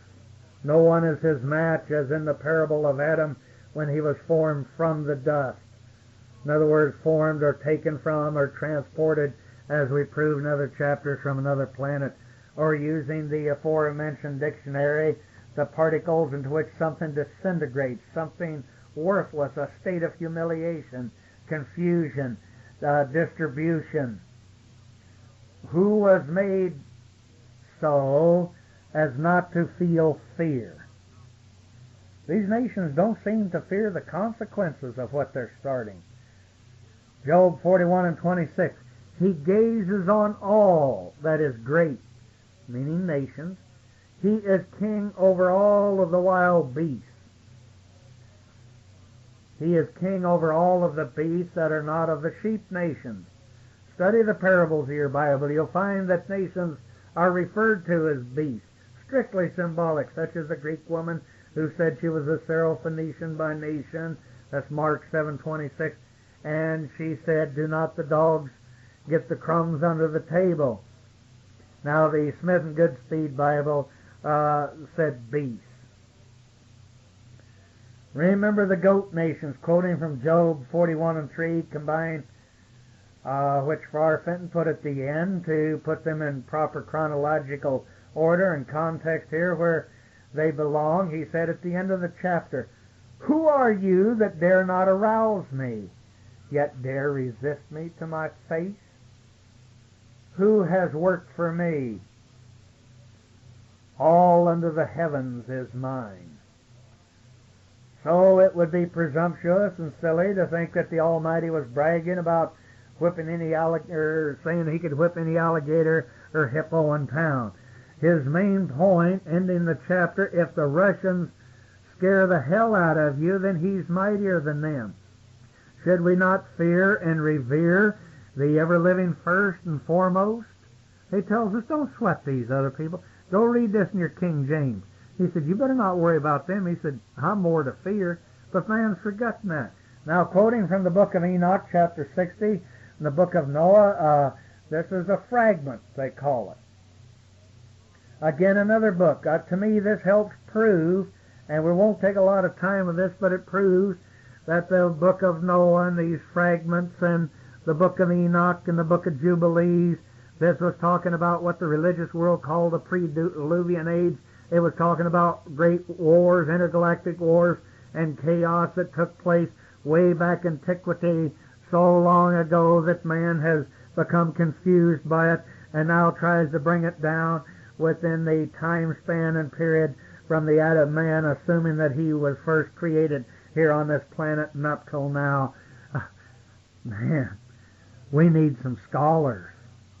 Somebody who would open their mind without getting up in your face and arguing, and go back and check and see if there's anything to these things that I say. But anyway, let's go back to this book of Enoch, chapter 60, quoting from the book of Noah, a fragment. Quaking of the heavens, Behemoth and Leviathan, the elements. In the year 500 and in the 7th month, on the 14th day of the month in the life of Enoch. In that parable I saw how mighty quaking made the heaven of heavens quake, and the host of the Most High, and the angels 1,000, thousands, and 10,000 times 10,000 were disquieted with a great disquiet. This never happened on this planet. There's no other record here. This is showing something that happened in the great days of antiquity. We've got to listen. We've got to think about this. Job, and he talked about intergalactic wars in the heaven. We're not going to deal with it all in this chapter. But Revelation 12 tells about it. Jeremiah told about it. The very second verse of Genesis tells about it. And if it hadn't been for Jeremiah, we never would have understood it. I would never have guessed the wildest inkling till in this 4th chapter. I went back and I read his account of it. And I said, boy, I didn't get that out of Genesis 2.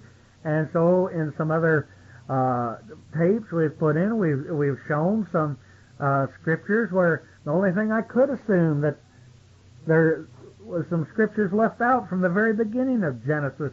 And I believe we proved this in some other tapes. Then it goes on and says, the head of days sat upon the throne of his glory. We know where that is. And the righteous stood around him. See, like the Knights of the Round Table. Keep that in mind for later tapes and understanding. You're going to find it's fantastic. And it goes on to say, and a great trembling seized me, and fear took a hold of me, and my loins gave away, and dissolved were my reins, and I fell upon my face. Talk about a state of shock. And Michael sent another angel from among the holy ones, and he raised me up, and took him for a ride, and consoled him, it appears. And when he raised me up, my spirit returned. For I have not been able to endure the look of his host, and the commotion and the quakings of the heaven. Brother, if that is not describing the great intergalactic war and the things that they saw, and hear all these hosts of angels and messengers, a great air force gathered together there, and this man that wrote this and saw these things. You see, 1 minute Christendom and the Israelites, they talk about, oh, the mighty God Yahweh. Some call him Jehovah, some just Lord, and some God, and occasionally call him Father, and once in a while they get brave and call him Yahweh. And they talk about how big he is and how great his house is, and oh, he owns all of the heavens and all the planets. But yet, why is it they have a mental block when you try to show them these things that mankind might be learning a lesson from? But our political and religious leaders, they don't have time to consider this. So you sow the wind, we're going to weep the whirlwind. And he goes on, and Michael said unto me, why art thou disquieted with such a vision, or such a sight, as in Vista, Spanish, until this day lasted the day of his mercy, and he hath been merciful, long-suffering towards those who dwell upon the earth.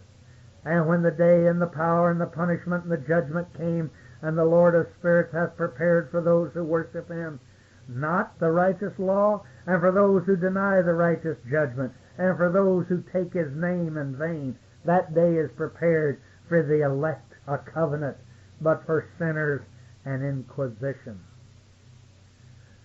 Then it would go to verse 25 here, when the punishment of the Lord of spirits shall rest upon them. It shall rest in order that the punishment of the Lord of spirits may not come in vain. It will slay the children of their mothers, and the children with their fathers. Afterwards the judgment shall take place according to his mercy and his patience. On that day were two monsters parted, a female monster called Leviathan. Was that Mother Russia? And it goes on, named Leviathan, to dwell in the abysses of the ocean over the fountains of the water. But the male is named Behemoth, who occupied with hid breast a waste wilderness named Duin, D-A-I-N, Dudain, in the east of the garden, where the elect and the righteous dwell. We've already proved the garden was not here on this earth. This is from the fragments of Noah, from the book of Enoch. Maybe they could get a clue here that this flood was allegorically, and it talked about the rains that came down, talking about the rockets that rained down in what has been proven to be called the land of the rockets. Now, let us continue on. Verse 14 of Job 41, his vigor sets down on his neck, and terror precedes his advance. Verse 15 of Job 41, and flakes of his flesh stick as one, so close that they cannot be moved. My friends, this man had nothing to compare it to, so I think he was referring to steel armor plates on a sub, nuclear reactor, cobalt atomic reactor, and rods for atomic power. We'll prove this greater in another chapter. Verse 16 of Job 41, his heart is hard as stone. Yes, as hard as a stone of a mill. When he arises, the brave are dismayed. My friends, you have to crush an awful lot of rock to get uranium. And this heart that runs this atomic sub is run by uranium. Verse 23 of Job 41, he makes the deep, in other words the ocean, boil like a pot, and embroiders the water with foam. Note from King James, Job. Verse 20 and 21 of Job 41, SLBMs are shot, or they're launched from the nostrils, which are tubes in the nose of a submarine, to be launched to a designated land target. It embroiders the, as they say here, the water with foam. Verse 24 of Job 41, his heart is as firm as a stone, yea, as hard as a piece of the nether millstone. I believe that this is a future prophecy of man learning how to extract the uranium that can be used to power these atomic subs, and they would have to grind thousands, possibly millions of tons of rock or stone, like are crushed with a great millstone. We have these great mills today that grind this stone before they extract it, to extract the uranium and a few concentrated pounds of uranium, which gives this sub its very life and becoming its heart center.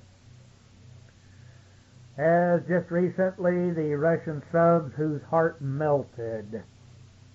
Remember that on TV? That caught fire? His heart melted down.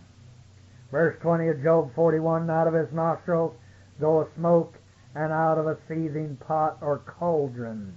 Verse 21 of Job 41, his breath kindleth coals, and a flame goeth out of his mouth. Rohr Fenton includes in his footnotes about chapter 41 of Job. He quotes more reasons why we can't understand the Bible.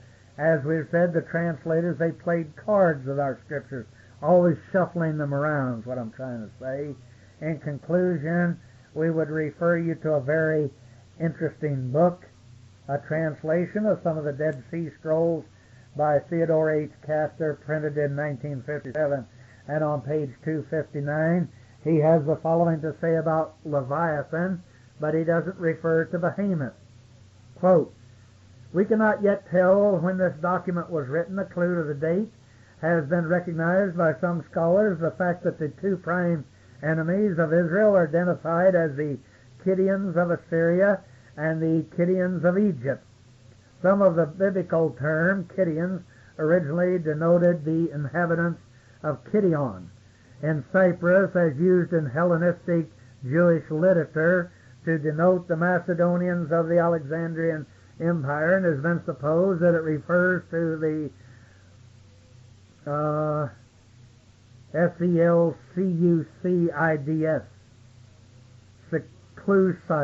Seleucids of Syria, and the Ptolemies of Egypt, which would mean, in the words of the original editor of the late Professor E.L.